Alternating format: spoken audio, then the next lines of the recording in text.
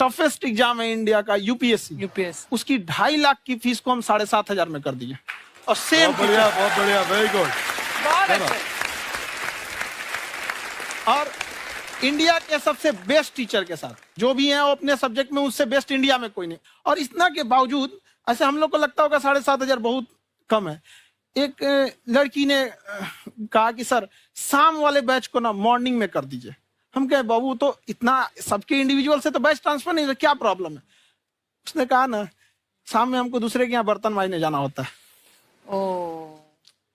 तो हम लोग को लगता है कि जितना ये तकलीफ इससे कई गुना ज्यादा है। और कई बार तो ऐसा लगता है कि वो भी ना ले।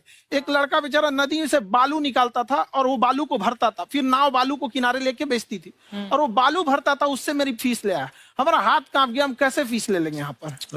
बहुत बढ़िया। उसी दिन हमने ये प्रण लिया था कि भारत का कोई भी बच्चा उसके सफलता में पैसा उसकी बाधा नहीं बनेगी, चाहे उसको जितना भी पढ़ना रहे यहाँ पर। क्या बात। और अर्चना जी, मैं इनके बारे में एक बात, खान सर आपके बारे में मैं एक बात कहना चाहता हूँ। इनका जो स्टार्टअप है ये बूटस्ट्रैप्ड है। अच्छा, मैं साधारण भाषा में बता देता हूँ, ये सेल्फ फंडेड है। इन्होंने अभी तक किसी और से पैसा नहीं लिया है। ये इन्वेस्टर के पैसे से नहीं, इन्होंने खुद इसको बिल्ड किया है। और बल्कि इतना स्ट्रॉन्ग स्टार्टअप है ये कि मैं कहूंगा कि अगर इन्वेस्टर्स को इन्वेस्ट करना हो तो मैं इंडोर्स करता हूँ ऐसे स्टार्टअप्स को। यही सब चीजों को देखते हुए कई लोगों ने धमकी भी दिया था वहां पर। अच्छा। और उसके बाद बम चला दिए और 7-8 बम चला दिए और कुछ ब्लास्ट हुआ। एक बेचारा नया लड़का आया था एडमिशन लेने के लिए, उसकी स्कूटी उड़ा दिया। वो आया था, कहा कि सर हम तो पढ़ने आए थे, हमारा स्कूटी उड़ गया। हमारी ऑफिस उड़ा दिए सब। एक तो पास में आके गिरा और नहीं फटा वो।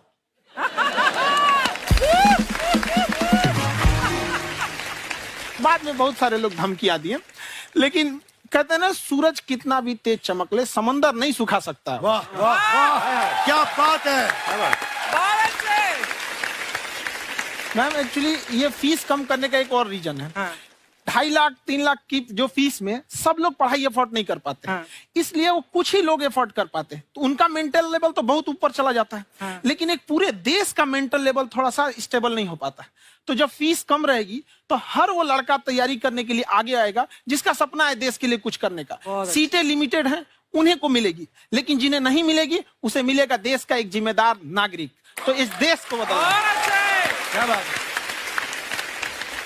हम लोग विश्व गुरु कहे जाते थे, क्यों? क्योंकि दुनिया से लोग हमारे यहाँ पढ़ने आए थे। चाइना से ह्वेनसांग आया, फायान आया, आज कोई नहीं आता है। हम लोग का उद्देश्य एक समय आएगा जो फिर आएंगे यहाँ पढ़ने के लिए। क्या बात है।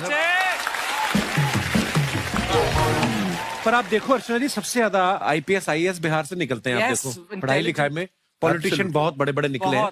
तो ऐसा नहीं है, हर जगह ऑप्शन भी नहीं है वहाँ पे, इंडस्ट्री नहीं है, खेती करेगा तो कोई खास वो नहीं रहे। ऑप्शन भी नहीं है, सही बात है। बिहार की मिट्टी में एक चीज है, जिद तो बहुत जबरदस्त है। कुछ भी नहीं रहेगा तो सब कुछ पाने का उसको जिद रहेगा, करके भी दिखा देगा। वहाँ पे कर देंगे हम यहाँ पे। विवेक सर, आपके बारे में हमने सुना एक बार आप संन्यास लेने चले गए थे। कौन वापस लेके आया आपको? फिर कहाँ तक पहुंच गए थे आप? नहीं, मैं एमबीए की पढ़ाई के बाद मैं ये सोचा था कि अपना जीवन भगवान की सेवा में समर्पित कर दूं। अच्छा जी। बहुत साल मैं वृंदावन में रहा था और गुरुकुल में रहा था। अच्छा। और वहाँ सेवा करना, बहुत अच्छी शिक्षा मिली। मैं बोलता हूँ मेरी असली एमबीए वही थी, मोस्ट ब्यूटीफुल एसोसिएशन। और मैं वहाँ भगवत गीता पढ़ी, जहाँ मुझे गीता से लगाव हुआ।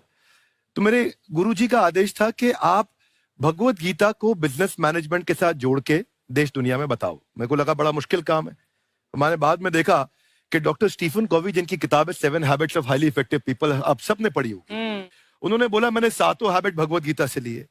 और हमारे देश के लोग ऐसे हैं जो मेरी किताब पढ़ते हैं, जो कि 3.5 मिलियन कॉपीज बिक चुकी हैं, और भारत में भगवत गीता नहीं पढ़ते। तो मुझे लगा कि मैं गीता विद मैनेजमेंट के ऊपर आकर के बातचीत करूं।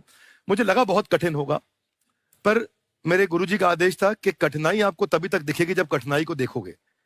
तो एक छोटा उन्होंने मुझे बताया, पूछा कि इस कमरे में लाल रंग कितनी जगह है, देखो आप भी एक बार जरा देख के बताओ। कुछ 7-8 जगह लाल रंग दिख रहा है यहाँ पे आपको? 1 ये 2 वो लाल रंग टी शर्ट पे, 3 4 5 ये लाल हो गया, 6 उधर लाल हो गया, 7 एप्पल लाल, बिल्कुल ठीक 7। पर जब आप लाल रंग ढूंढ रहे थे तो क्या आपको हरा रंग दिख रहा था? Yes no? नहीं। जब आप लाल रंग ढूंढ रहे थे तो क्या आपको काला रंग दिख रहा था? Yes no? नहीं। नो।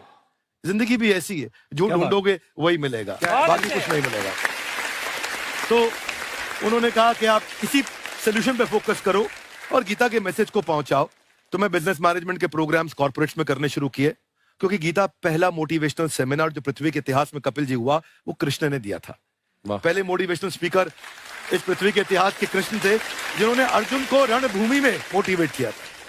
बड़ी पेशेंस कृष्ण ने अपने लीडरशिप क्वालिटी से दिखाई, वो मुझसे मुझे बड़ा इंस्पायर किया, वो चर्चा ने इंस्पायर किया और डिस्कशन ने इंस्पायर किया। तो उस डिस्कशन को मैं आज भी लेके चलता हूं अपने साथ। कहां सर, हमने सुना है आप 5 स्टार में रुके थे कल और नीचे जाके वड़ा पाव खाने गए आप रेहड़ी पे। एक्चुअली क्या है ना कि वहां जो चीजें सीखने को मिलती है ना, खाली पेट और खाली जेब इंसान को जो सिखाते हैं वो किसी यूनिवर्सिटी कॉलेज में नहीं सिखाया जाता। और गरीबी बड़ा बेशरम चीज होती है। तो कहते हैं कि मौत भी तू जल्दी आया कर गरीब के घर में, कफन का पैसा भी खर्च होता है दवाइयां खरीदते खरीदते। हाय हाय हाय, क्या बात है। और खान सर की खासियत ये है कि जिसको तो पढ़ना है, जिसको एजुकेशन चाहिए, वो तो इनका वीडियो देखते हैं, लेकिन वैसे भी कई लोग, जैसे अर्चना जी बात करी थी, कहती मैंने जब देखना शुरू किया तो मैंने बैक टू बैक इतने सारे वीडियोस देखे, क्योंकि आपका जो तरीका जो बोलने में, एक तो इनकी जो टोन है पढ़ाने में, और साथ साथ में जो ह्यूमर आता रहता है, तो उसकी वजह से और भी इंटरेस्टिंग हो जाते हैं आपके वीडियो। शुरुआत में हम लोग जब स्टूडेंट लाइफ में थे, या हम कई स्टूडेंट को भी देखते हैं, वो बेचारे जब थक जाते हैं तो आपका शो देखने लगते हैं। तो शुरू में हमको लगता था जब कि अरे यार हमारी पढ़ाई उसके लिए है, लेकिन पढ़ाई में थक जाता है, शो देख के नहीं थक जाता है। तो हमने सोचा दोनों को मिक्स कर देते हैं। तो हमने उसको, और आज आपको पता नहीं हमने भी यही किया है। मिक्स करने। हमारे एजुकेशन सिस्टम में 2 कमी है, एक एजुकेशन की, दूसरा सिस्टम की। आप पटना से हैं ना? हाँ। हमें भी पटना पसंद है। बस कोई पटाने वाला चाहिए। नहीं, मजाक नहीं कर रहे हैं। आपका जो चैनल है, हम दिन में 10 बार आपके चैनल को सब्सक्राइब करते हैं। दिन में? अरे हाँ, और बेल आइकन तो हम इतने जोर से दबाते हैं कि बाकी यूट्यूब वाले बाहर निकल के देखते हैं कि ये कौन है जिसने इनका चैनल इतना जोर से दबा दिया बेल आइकन। बुढ़िया, तो शर्म नहीं आती? आते ही फ्लर्ट शुरू कर दिया ना तूने। तो जाते हुए करते हैं क्या? विवेक जी नमस्ते। आपसे एक काम था, छोटा सा कर देंगे आप? ये क्यों करेंगे? नहीं, गुरुजी हमेशा अपने वीडियो में कहते हैं कि विवेक से काम लो, विवेक से काम लो। विवेक मतलब दिमाग से काम लो आप। हाँ, तो विवेक जी अपने दिमाग से ही काम लेंगे। बहुत दिमाग है उनके पास। ये देखिए, जो आदमी, आपको मैं बताइए, जो आदमी बिना फिल्म किए कपिल शर्मा शो में आ गया, कितना दिमाग होगा उसके पास। लेकिन एक बात है जिसकी वजह से हम आप तीनों से नाराज हैं। क्यों? क्या बात? हर चीज में मोटिवेट मोटिवेट मोटिवेट क्या होता है? सच कह रहा है, जब भी ये शब्द सुनते हैं हमें लगता है कोई हमें चिढ़ा रहा है। बदल दीजिए ना, खाली मोटिवेट बोलना ही क्यों जरूरी है? कुछ और कीजिए। रोटी वेट, छोटी वेट, पतली वेट, कुछ भी बोलिए, मोटिवेट हटाइए। तो गुड़िया, तू भी एक्सरसाइज किया करना, देख डॉक्टर साहब ने कितना वजन कम किया है, तू भी कर ले। ठीक है, फिर मोटिवेट से ही चला लेंगे।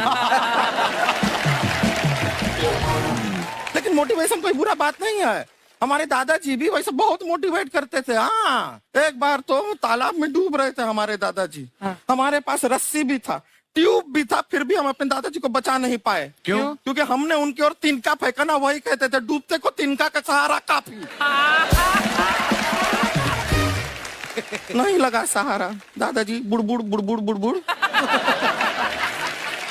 गुड़िया, तू क्या करने आई इधर? अरे हाँ, हम क्या करने आए हैं पूछना था सर। खान सर, ये जो हमारा एक चाचा का लड़का है, उसको क्या है, थोड़ा पढ़ाई में प्रॉब्लम हो रहा है। तो 12वीं का पढ़ाई आप उसको अच्छी तरह करवा के 12वीं पास करवा देंगे आप? करवा देंगे, वेरी गुड, बात कर लेते हैं। हाँ, राम सरोवर, देखो हमारा बात हो गया है। ये 10वीं जो तुमसे नहीं दिया जा रहा है वो नहीं देना है।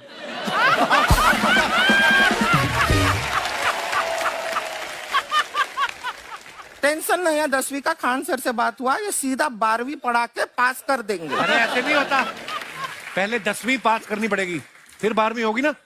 ऐसा कोई जरूरी नहीं है ये सीक्वेंस। हमारे मौसा जी थे, उनसे ना 10वीं हुई ना 12वीं हुई, अभी 3 दिन पहले सीधा उनकी 13वीं हुई। एक्चुअली क्या है, पढ़ाई लिखाई का हमको बहुत ज्यादा नॉलेज है नहीं। गांव में पढ़े हैं ना सर, स्कूल कहाँ होते थे अर्चना जी, गांव में स्कूल नहीं था, पेड़ के नीचे पढ़ते थे हम। यहाँ तक कि हमारे पास ब्लैक बोर्ड भी नहीं था। हमारे मोहल्ले की जो भैंसिया थी उसको खड़ा करके टीचर उसके ऊपर लिख के पढ़ाती थी। मजाक नहीं कर रहे हैं। और आप तो समझ रहे हैं, अभी ब्लैक बोर्ड की एक अटैच डस्टर था ब्लैक बोर्ड का, समझ रहे हैं ऐसा, वो पीछे से आता था, लिखा हुआ मिटाता था और चला जाता था। ये तो कुछ भी नहीं है। एक बार क्या हुआ, हमारा स्कूल शुरू हुआ, शुरू होते ही 2 महीने के लिए छुट्टियां हो गई। क्यों? ब्लैक बोर्ड ने बछड़ा दिया था ना। तो वैसे आप लोग ना इतने ज्ञानी हैं, सब कुछ जानते हैं। आपसे एक टेक्निकल सवाल पूछे। एक बार ना 4 दोस्त थे, 4 दोस्त, साम दाम दंड भेद। वो डिसाइड करते हैं कि चलो एक गेम खेलते हैं, तो टीम्स बनाते हैं। तो साम दाम ने एक टीम बनाया। इस पे भेद को बहुत गुस्सा आया, पता है क्यों? क्यों? क्योंकि भेद को दंड मिलाना।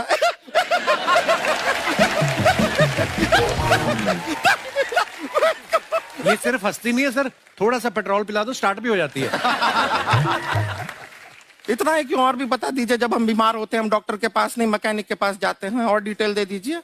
ऐसा कुछ नहीं है सर, ये बोलते हैं खाली। लेकिन अभी एक रिक्वेस्ट था सर, हमारा एक भाई है, पुरुषोत्तम नाम है उसका, वो गांव से आया हुआ है। आप लोग थोड़ा उससे सब बातचीत करेंगे, थोड़ा उसको प्रोत्साहन देंगे। और शर्मा जी, आपसे भी एक रिक्वेस्ट था, आपसे हमने कभी कुछ मांगा नहीं है। पुरुषोत्तम आएगा ना, एक बार बस उससे कह दीजिएगा, पुरुषोत्तम तुम कितने हैंडसम हो। मैंने देखा ही नहीं अभी तक। हाँ, तो देख के बस बोल दीजिएगा तुम कितने हैंडसम हो, ऐसा बोल दीजिएगा प्लीज। ठीक है, हम बुला लेते हैं पुरुषोत्तम।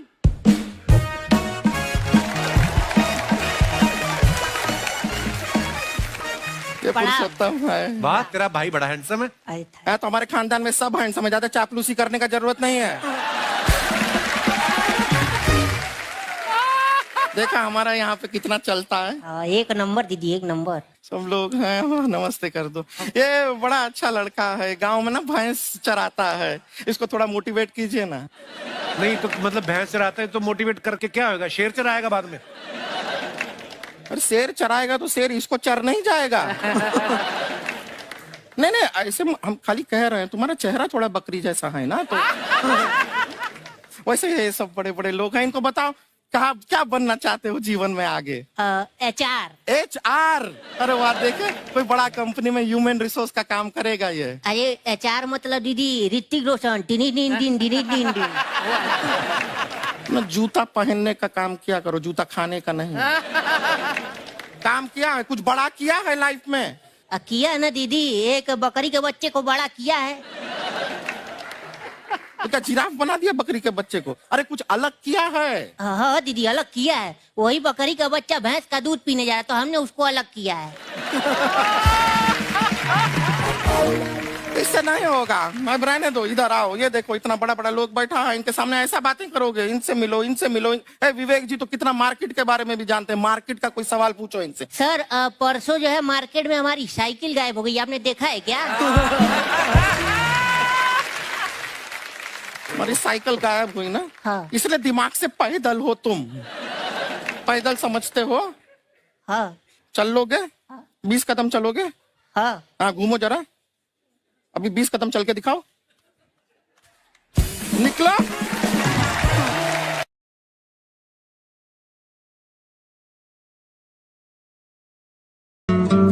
अगर तुम्हें मुझे वर्ड्स में डिस्क्राइब करना कि मैं कैसा आदमी हूं तो कैसे करोगी? मेहरबान, ऑनेस्ट, लविंग, केयरिंग, जान लौटा देने वाला। दिल ये मेरा तेरे दिल से जा मिला है, रब से जिसको